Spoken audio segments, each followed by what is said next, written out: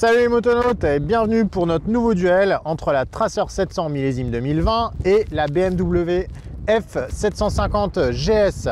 Alors cette Tracer, elle évolue pas mal pour 2020, notamment au niveau du design. Son moteur passe à Euro 5. On a une nouvelle bulle très pratique à déplacer d'une seule main en roulant. On a une nouvelle instrumentation.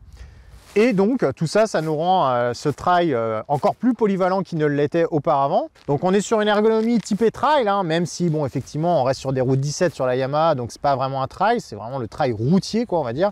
Donc là on a un guidon bien large qui a été élargi justement pour 2020 pour une meilleure prise en main, qui présente aussi une barre de maintien sur ce guidon qui permet notamment d'accrocher facilement un GPS. Donc ça c'est plutôt bien vu de la part de Yamaha. On a une position donc buste droit, bras tendu, vraiment relax, qui permet de bien diriger le train avant, qui se montre particulièrement alerte sur cette machine de seulement 196 kg. Au niveau de la selle, elle a été redessinée, elle est désormais d'un seul tenant, elle a des jolies petites surpiqûres blanches, elle est très confortable. Je me suis farci hier une étape de 3h30 sans m'arrêter et honnêtement je me suis arrêté frais comme un gardon, aucune gêne, aucun souci à ce niveau-là, donc c'est un sans faute. En revanche, ce que l'on déplore un petit peu là à Motonet, et notamment mon collègue Mathieu qui est plus grand que moi, c'est le repli des jambes qui est quand même assez prononcé, parce que c'est une moto toute petite, toute compacte, et du coup ça il faut avouer que sur les longues étapes notamment, on a quand même une certaine gêne à ce niveau-là. Pour le reste, sinon c'est vraiment du très bon, on va dire, surtout au niveau du prix qui est de 8 799 €. Passons maintenant sur cette BMW. Donc c'est une machine qui a été lancée au printemps 2018, qui adopte un bicylindre de 853 cm3, donc plus de volume que sur sa rivale Yamaha. Une machine qui développe 77 chevaux et 83 Nm de couple, donc des performances légèrement supérieures à la Yamaha aussi.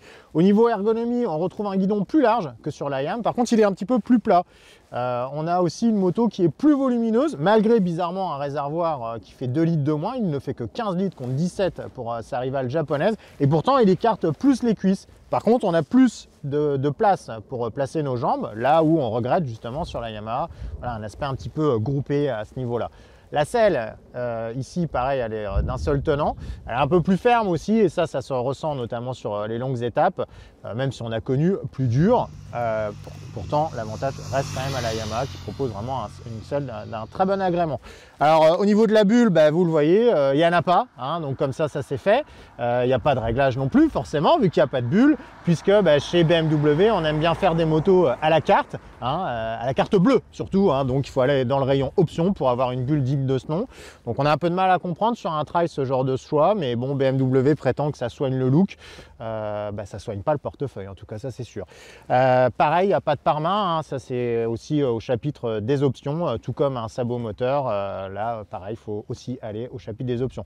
Heureusement quand même on se console avec un porte-bagages, même si celui-ci il est un petit peu plus élaboré que le porte-bagages d'origine, puisqu'il a des supports de valise, là où la Yamaha elle n'en a pas. Bref, c'est une moto donc plus volumineuse quand même que la Yamaha, ça se ressent aussi à la conduite, et ça se ressent aussi sur la balance, puisque nous avons 224 kg ici contre 196 kg pour la Yamaha, donc un écart de 28 kg, c'est quand même assez conséquent dans cette catégorie, et ça se ressent vraiment autant pour les manœuvres moteur coupé que pour les manœuvres à basse vitesse, l'agilité, la maniabilité. Le reste, je vous en parle plus en détail en passant directement en embarqué. Allez, on commence sur la BMW F700 GS,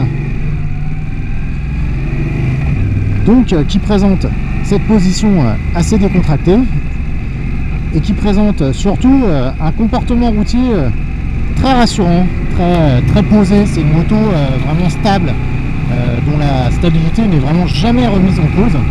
C'est une moto confortable aussi, qui bénéficie d'un bon amorti, surtout lorsqu'on fait appel au dispositif optionnel ESA, qui permet donc de faire varier la dureté hydraulique à l'arrière, mais également la précharge, selon qu'on a un passager ou pas. Et tout ça, du coup, ça nous fait une moto un petit peu à plusieurs visages, très confortable, là, vous voyez, sur une route un peu défoncée, et beaucoup plus rigoureuse en mode dynamique. Alors, en parlant de dynamisme, son moteur, il se montre distancé par celui de la Yamaha entre 3 et 5 000 tours, surtout sur les régimes intermédiaires, sur le 6e rapport, la BMW reprend de la vigueur, on va dire, mais en tout cas effectivement sur les rapports intermédiaires et au régime usuel entre 3 et 5, elle se fait dispenser tout simplement à cause de son poids et de la relative fainéantise, en tout cas linéarité de son twin vertical qui pour le coup là ne peut rien faire hein, contre le punch de la Yam. Alors en revanche elle présente finalement plus d'allonge malgré le fait que son entrée au rupteur intervient à 9500 tours contre 10500 pour la Yamaha, mais bon comme elle a un braquet différent, ça lui permet de galoper plus longtemps que la Yamaha et ça lui permet surtout de profiter donc de sa cylindrée supérieure pour l'exprimer dans les tours. C'est une moto finalement qui se présente deux visages aussi en termes de motorisation, donc assez douce, voire un petit peu trop à bas régime, et puis à partir de 5000, là elle s'énerve, elle monte les dents et il y a un comportement beaucoup plus sportif qui lui permet justement de dépasser la Yamaha, mais alors les vitesses sont tout de suite beaucoup plus élevées. Au niveau freinage, cette moto a un étrier à l'avant Brembo, très joli, à fixation traditionnelle, axiale. Il n'y a que 2 pistons sur cet étrier de frein, et ça se ressent à la prise du levier, puisqu'on a une certaine temporisation, on va dire, hein, au moment où on attrape le levier, il n'y a pas tout de suite de l'attaque immédiate. Par contre, la puissance est là, elle suffit dans la plupart des cas, et on profite en plus d'un très bon maintien de la fourche télescopique de 41 mm qui est non réglable mais qui ne s'enfonce pas et qui permet du coup de freiner droit en ligne en maintenant l'assiette, et ça c'est vraiment une caractéristique très prégnante sur cette moto par rapport à la Yamaha qui elle a plutôt tendance à s'avachir justement sur sa fourche. Au niveau protection, ça vous en doutez, hein, on en a parlé tout à l'heure, il n'y a pas de bulle, donc zéro protection, pas de pare-main, donc pas de protection non plus au niveau des mains. Donc ça c'est un petit peu dommage hein, pour une moto qui rentre plus ou moins en chausse-pied dans la catégorie trail. Les jambes sont un petit peu plus préservées de par les carénages, mais ça reste quand même très limité. Au chapitre des défauts aussi, parlons quand même des vibrations qui sont quand même assez importantes sur cette moto, notamment à partir de 5000 tours où là ça a tendance à chatouiller les fesses, ça remonte dans les mains, c'est pas toujours agréable. Il y a un côté un petit peu chinoiserie, hein, entre guillemets, hein, sans vouloir être péjoratif, par rapport à ce comportement moteur. Allez, maintenant on fait demi-tour et on passe sur la Yamaha. Alors tout de suite, ce qui saute véritablement au casque, c'est la légèreté de la machine par rapport à la BMW. Là, quand on passe de l'une à l'autre, c'est vraiment frappant. Les 28 kg d'écart se ressentent à tout point de vue, hein. Dès qu'on déplace la machine, dès qu'on veut la bousculer un petit peu, la faire tourner, l'incliner, il y a vraiment une agilité, une maniabilité très supérieure sur la Yamaha. C'est un régal à conduire. La BMW passe en contrepartie pour beaucoup plus lourdote, beaucoup plus paresseuse au niveau du train avant. Alors ce train avant de la Yamaha, il reste toujours aussi ludique, précis, une moto très plaisante, y compris sur des petites routes défoncées comme ici. Alors Yamaha a revu le setting de ses suspensions, notamment à l'arrière, qui était critiqué sur la version précédente, comme d'ailleurs sur la plupart des MT, hein, car rappelons que les traceurs découlent de leur sœur MT-07 et MT-09. Donc on a un amortisseur arrière qui est un petit peu faiblard. Alors Yamaha ne l'a pas changé, on a toujours le même ressort. En revanche, les réglages hydrauliques ont été raffermis et pour le coup, on trouve à Motonet qu'ils ont été peut-être un petit peu trop raffermis, c'est-à-dire que la moto se montre désormais un peu trop sèche sur les petites irrégularités et les plus grosses d'ailleurs. Donc ça rend un comportement un peu rebondissant que n'avait pas auparavant la Tracer 700. Alors ça lui apporte de la rigueur, hein, par contre, ça c'est clair, quand la route est un billard comme ici par exemple, hein, où on a une rigueur que la moto n'avait pas avant. Ça permet notamment quand on accélère et pour profiter de la pêche du moteur d'avoir un comportement plus équilibré. En revanche, voilà, il y a un sacrifice qui a été fait au niveau du confort et ça c'est dommage pour une moto à vocation routière. Alors même si sa selle confortable permet d'équilibrer la donne, on va dire, on ressent quand même voilà, cette sécheresse qui a tendance un petit peu à déséquilibrer parfois la machine sur les plus grosses contraintes, notamment lorsqu'on est sur l'angle, on accélère fort et qu'au passage d'une bosse, là la machine va avoir tendance à rebondir. Ce qu'on regrette aussi à Motonet, c'est que finalement cet amortisseur un peu séquence soit en contradiction entre guillemets avec l'avant qui lui est resté vraiment souple. Donc la moto a tendance à quand même à pas mal plonger lorsqu'on prend les freins qui se montrent beaucoup plus puissants et beaucoup plus avec beaucoup plus d'attaque que sur la BMW. Donc du coup on a une moto qui a tendance à plonger de l'avant, mais qui reste à l'arrière assez rigide. Donc ce qui occasionne parfois un certain déséquilibre, donc c'est à prendre en compte. Donc ça ne fait pas de la Yamaha une moto, on va dire, qui manque de beaucoup de cohésion, qui est désagréable à conduire, loin s'en faut. Lorsque le bitume est nickel, on s'amuse comme des petits fous, et notamment grâce à son moteur qui a conservé vraiment toute sa pêche. Cet agrément extraordinaire, c'est un moteur hyper souple qui est capable de reprendre au ralenti en 6e, là où celui de la BM va se montrer un petit peu plus moins permissif, on va dire, et c'est un moteur qui de 3000 à 5000 explose vraiment une joie de vivre géniale dans une sonorité très enjouée, et qui va continuer à allonger la foulée vers jusqu'à 7-8 000 tours, alors que sa rupture est passée à 10 500, mais bon, les dernières révolutions ne servent plus à rien. C'est notamment là d'ailleurs que la BMW reprend l'ascendant grâce à sa puissance, on va dire, dans les tours supérieures à celle de la Yamaha. Mais c'est vraiment une moto avec laquelle on s'amuse beaucoup, qui se montre confortable, à défaut peut-être d'être véritablement une GT, Sport GT, comme l'étiquette Yamaha. Petit trail, grande moto routière. Le titre de notre nouveau duel entre la Tracer 700 et la F750 GS renvoie à un fantasme motard vieux comme la roue, à savoir la moto idéale, celle qui serait capable de tout faire avec brio, capable de vous emmener au boulot le matin avec facilité, d'arsouiller le dimanche avec dynamisme, mais aussi de se montrer suffisamment confortable et posséder suffisamment d'agréments pour envisager des escapades au long cours avec confort. Tous ces points, globalement, la nouvelle Tracer les réunit, et les réunit même plutôt bien, puisqu'elle y ajoute en plus une pointe de caractère, grâce à son moteur, le CP2, dont on a déjà dit, écrit et filmé même des tonnes de bonnes choses, car c'est vraiment un moteur super réussi.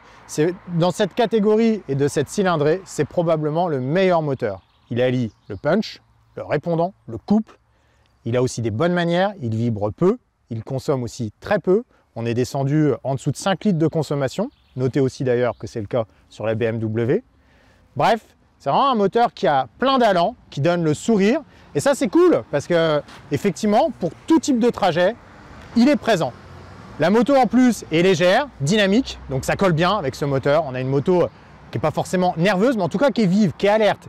Avec elle, l'expression plongée à la courbe, à la corde, excusez-moi, prend toute sa mesure. On a une bulle réglable, facilement réglable. Là-dessus, bravo Yamaha. C'est vraiment une belle avancée qui a été faite, tout comme la selle. La nouvelle selle est vraiment très confortable. On a aussi un joli design, et ça c'est important parce que la moto idéale, il faut aussi qu'elle soit un minimum jolie. Réussite donc de la part de Yamaha. Mais il y a quand même quelques petits bémols, notamment concernant l'accord de suspension dont on vous a parlé pendant nos vidéos embarquées. L'arrière un peu dur, l'avant un peu mou, du coup il y a des déséquilibres. C'est un peu dommage, finalement Yamaha a voulu corriger une tare, mais il est allé un petit peu trop fort au niveau du durcissement de l'arrière et on perd en confort. Et c'est là que sa rivale allemande marque de gros points. C'est ce qui fait aussi que le match, finalement, est quand même assez équilibré et que si Yamaha l'emporte, elle ne met pas une raclée à sa rivale de Munich. Pourquoi? Parce qu'effectivement, la BMW, elle n'est pas joueuse, on va pas se mentir. C'est pas une moto fun. D'ailleurs, même son coloris, il n'est pas fun. Mais c'est une moto, par contre, qui est super rigoureuse. Stable. C'est une moto qui, dans les virolos, conserve une assiette à plat, possède beaucoup de confort. Elle prend tout comme un tapis volant. Mais c'est un tapis de salon. Un tapis un petit peu vieillot, quoi, quelque part un peu lourd. Mais c'est un tapis, effectivement, sur lequel on se sent bien, en sécurité. Et au final, lorsque les virolos vont succéder pendant plusieurs dizaines de kilomètres, on va peut-être partir devant avec la Tracer parce qu'elle a plus de peps, parce qu'elle est plus vive. Mais à la fin, c'est sur la BM qu'on ira le plus vite, qu'on sera le plus efficace, et le tout en toute sérénité. Bref, vous l'avez compris, il y a deux philosophies qui s'affrontent sur ces deux motos. Une un peu plus joueuse, un peu plus enjouée. L'autre un peu plus rigoureuse. Une moto finalement qui correspond bien à l'image de marque de BMW. Là où, pour nous, la F750 perd de gros points, c'est au niveau de sa protection, donc du fait de son absence totale de bulles, qu'on a vraiment du mal à comprendre à Motonet. Ça fait longtemps en plus qu'on le répète, parce que c'était déjà le cas sur feu les F700 GS. Donc on ne comprend pas. C'est un petit peu comme si demain on achetait une automobile et que le vendeur n'installait pas les vitres dessus au motif que ça ferait plus joli. Non, franchement ça colle pas comme raisonnement. Donc un peu dommage de perdre des points là-dessus, un peu dommage aussi de proposer des pare-mains en option sur un trail, car oui, quand même, c'est un trail. La preuve d'ailleurs avec sa roue de 19 pouces. Mais bon, le fait est que BMW vous répondra, et c'est vrai, qu'il y a tout un tas d'options pour répondre à ses besoins. Seul hic, la moto est déjà commercialisée 10 470 €. Alors même si on apprécie qu'il y ait désormais l'écran TFT de série, qui est vraiment brillant à tout point de vue, ça fait quand même cher comparé aux 8 799 € de la Tracer 700. Mais 1 700 € d'écart, imaginez un petit peu l'équipement supplémentaire qu'on pourrait justement installer sur la Tracer, notamment, certainement, une bulle un peu plus haute pour améliorer la protection qui est un petit peu juste sur cette moto, un porte-paquet qui fait défaut d'origine et une béquille centrale pour graisser la chaîne. Voilà, autant d'éléments qui font que notre cœur balance forcément, et notre logique aussi, vers la Yamaha, mais que la BMW se montre elle aussi pas si mal dans le registre de moto idéale. Restez connectés!